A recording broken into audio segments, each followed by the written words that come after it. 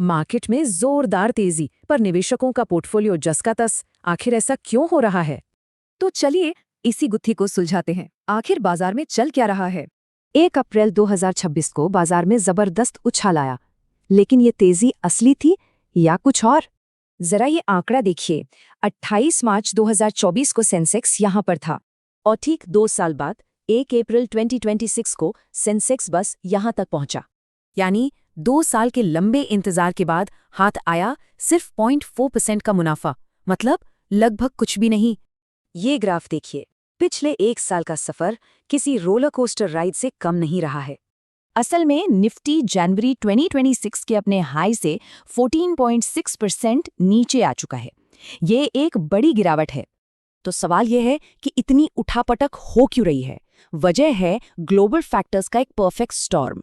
Middle east का तनाव, तेल के बढ़ते दाम और एफआईआईज की लगातार बिकवाली, यही है बड़ी वजह।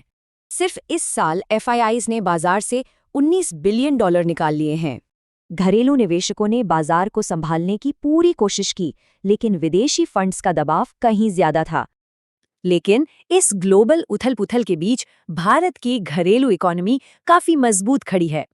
तो एक तरफ हैं ग्लोबल चुनौतियां और दूसरी तरफ है भारत की अपनी घरेलू ताकत। और ये मजबूती जीडीपी ग्रोथ के अनुमानों में साफ दिखती है। अगले साल 7% से ज्यादा की उम्मीद है। तो ऐसे बाजार में एक निवेशक को क्या करना चाहिए? चलिए देखते हैं एक्सपर्ट्स की क्या राय है। एक्सपर्ट्स की सलाह साफ है, क्वालिटी स्टॉक्स पर फोकस करें और हर गिरावट को मौके की तरह देखें।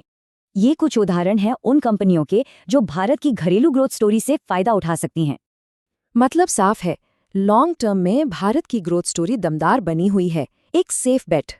तो सवाल ये है कि 2 साल के इंतजार के बाद क्या अब बाजार में एक नई शुरुआत का मौका बन रहा है?